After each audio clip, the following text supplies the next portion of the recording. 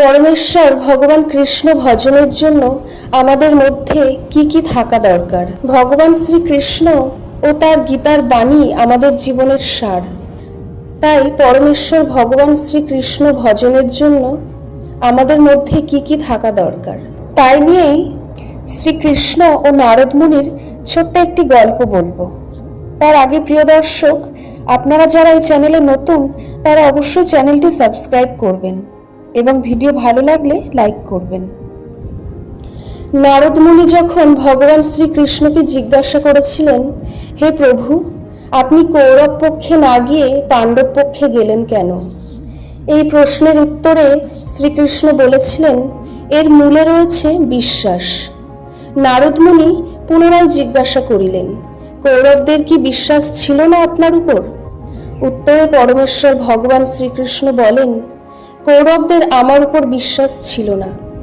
নারদ মুনি এর প্রমাণ চাইলে ভগবান শ্রীকৃষ্ণ বললেন, তুমি দেখতে চাও না শুনতে চাও?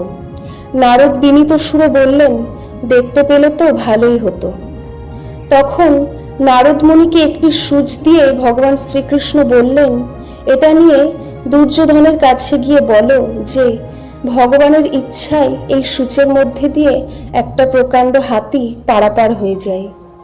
নারদ মুনি গিয়ে তাই বললেন, কিন্তু দুর্যোধন বেশ গম্ভীরতার সঙ্গে শুনে হেসে উড়িয়ে দিলেন। নারদ মুনি ফিরে এলেন ভগবান শ্রীকৃষ্ণের কাছে। তখন ভগবান শ্রীকৃষ্ণ মজার ছলে তাকে জিজ্ঞাসা করলেন, কি হলো, বিশ্বাস করেছে? নারদ মুনি উত্তরে বলল, বিশ্বাস তো দূরের কথা, হাতে গদা ছিল, মারিনি, বড়জোর বেঁচে গেছি। একইভাবে ভগবান শ্রীকৃষ্ণ যুধিষ্ঠিরের কাছে যেতে বললেন। সেই মতো একই কথা নারদ মুনি যুধিষ্ঠিরকে গিয়ে বলেন। ভগবান শ্রীকৃষ্ণের পাঠানো সন্দেশ বলে কথা। যুধিষ্ঠির তা মনোযোগ সহকারে শুনে অতি বিনীত স্বরে বললেন, এ এমন আশ্চর্যের কি আছে?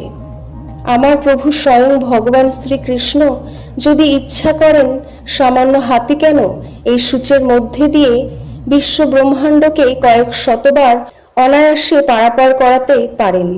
নারদ মুনি ফিরে এসে বলেন, হে প্রভু, আপনি ঠিকই বলেছেন, বিশ্বাস আর ভক্তি সব। তাই এইভাবেই ভগবান শ্রীকৃষ্ণকে পেতে হলে প্রয়োজন ভগবানের প্রতি, তার নামের প্রতি অগাধ বিশ্বাস। সেই বিশ্বাস থেকে জন্মায় একনিষ্ঠ ভক্তি। সেই একনিষ্ঠ ভক্তির সাথে কৃষ্ণ ভজন করা এবং নিজেকে ও নিজ কর্মফলকে প্রতিনিয়ত শ্রীকৃষ্ণের চরণে নিঃশর্তভাবে সমর্পণ করা উচিত। তবেই কৃষ্ণ পাওয়া যায়।